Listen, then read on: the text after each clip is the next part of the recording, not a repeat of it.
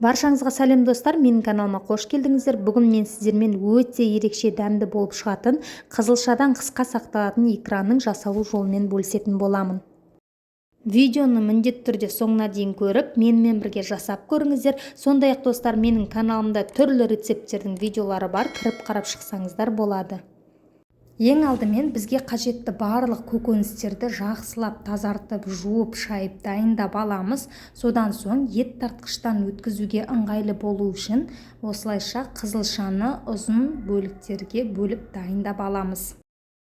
Бізге жалпы қажетті заттар қызылша, тәтті бұрыш, қызанақ және сарымсақ, сондай-ақ қалауыңызша осындай ащы бұрыш қосып жіберсеңіздер болады. Енді кезекте барлық көкөнісімізді ет тартқыштың көмегімен өткізіп аламыз. Ең бірінші осылай барлығын бөлек-бөлек салып қызылшаны ет тартқыштан өткіземіз. Қызылшаны өткізіп болған соң бөлек ыдысқа біздің тәтті бұрышымызды өткіземіз достар. Тәтті бұрыш қызыл түсте болғаны жақсы, алайда менде жасыл түсімен аралас болды. Кейіннен сарымсағымызды да бөлек өткізіп аламыз және ащы бұрышты да өткіземіз. Содан соң біздің қызанағымызды ең соңынан өткізіп аламыз. Және барлығын өткізіп болған соң үлкен ыдыстың ішіне бір кесе сұйық май құйып, майымыз қыза бастағанда ең бірінші қызылшамызды саламыз.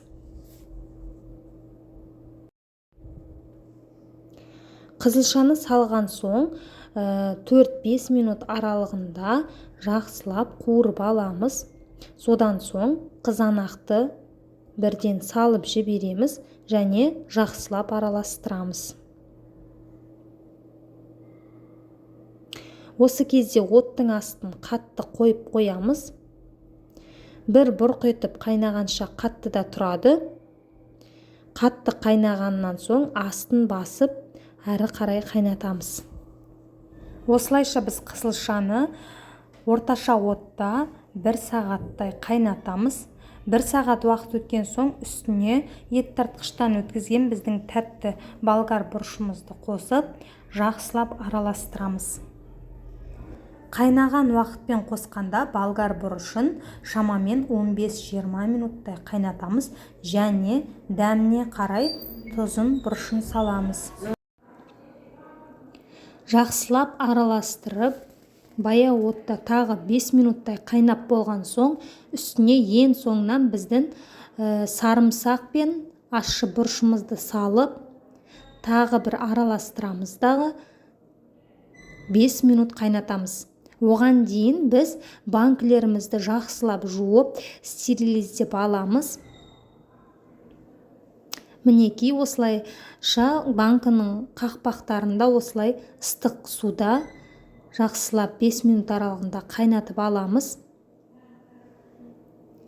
Мінекей 5 минут уақыт өтті. Біздің стерилденген ыстық банкімізге жаңағы қайнатып алған біздің қызылша салатымызды ыстық күйінде құя берсе болады. Сондай-ақ менде видеоға түспей қалыпты. Дәміне қарай укроп, лавр жапырағын және қара домалақ бұрыш салып жіберсеңіздер болады. Содан соң міндетті түрде 5 минут қайнатасыздар.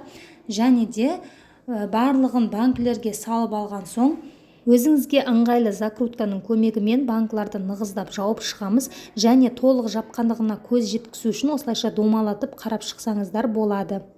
Және барлық банкілерді жауып болған соң бетін жауып, төңкеріп, бір түнге қалдырамыз. Осымен біздің қысқа сақталатын қызылшадан икра салатынымыз дайын. Қараңғы күн түспейтін жерде сақтасаңыздар болады. Назарларыңызға рахмет.